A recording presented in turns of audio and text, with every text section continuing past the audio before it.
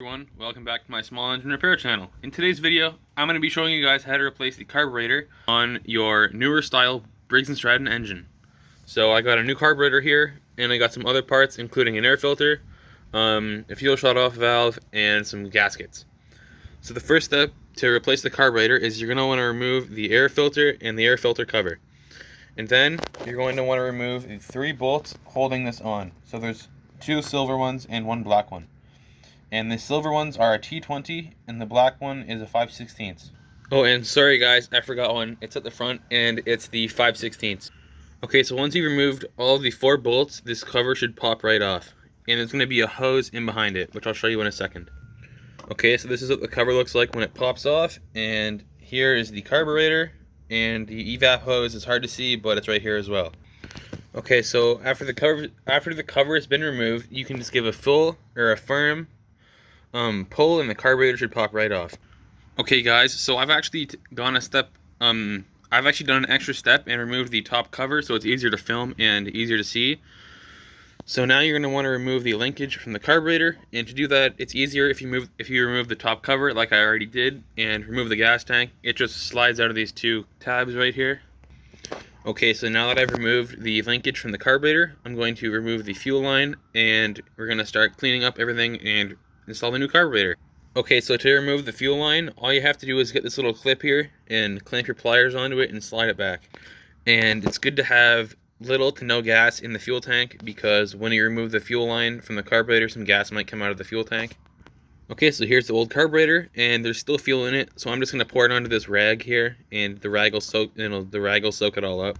Okay, so now I'm going to clean everything really well, and to clean the gas tank, I'm just going to spray some carburetor cleaner on it and wipe it off with a rag. Okay, so now I'm going to clean around the intake pipe, and I just plugged it with a rag so no dirt would get in. So now what you're going to want to do is get your carburetor cleaner and spray it all over it and wipe all the dirt off with a rag. Okay, so now we can put the linkage on the new carburetor and then reinstall it back onto the engine. Okay, so I've installed the linkage onto the carburetor and partially slid it onto the engine. So to get it the rest of the way on, just give it a good push, and there we go. Okay, so what I just did now is I reinstalled the carburetor onto the engine, and I've installed a new gasket. Okay, so now we're going to install the fuel valve onto the gas tank, but first we need to make the fuel line a bit longer because this one is too short. Okay, so once you've got your new fuel line cut, now you can reinstall one of the clips to hold the fuel line onto the gas tank. And then after you do that, you're going to want to cut the line in half, and you're going to install the fuel valve and the 2 clips that go with it.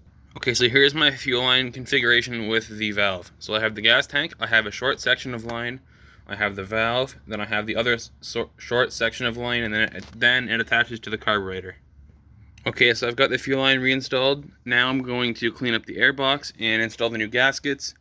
And then we're going to put the air filter on and then reassemble the whole mower, and then we're going to start it again. Okay, so I've cleaned the air box, and now I'm going to reinstall the 4 screws that hold the carburetor and the air box onto the engine. Okay, so now that the air box is bolted down, we can reinstall the air filter and the air filter cover. Then we can reinstall the top cover, and then we'll put gas in it and we'll fire it up. Okay, so to tighten up the top cover, you're going to tighten the 3 5/16 bolts. There's one there, there's one there, and there's one here where the screwdriver is. Okay, so now it's time to see if this thing will start. So I've added fresh gas, and let's see. Almost.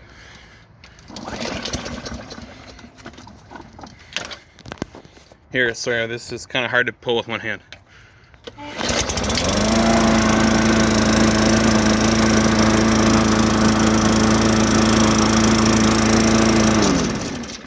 And that's a job well done. So that's all there is to replacing the carburetor on your newer Briggs & Stratton engine. So thank you for watching, and see you next time. Bye.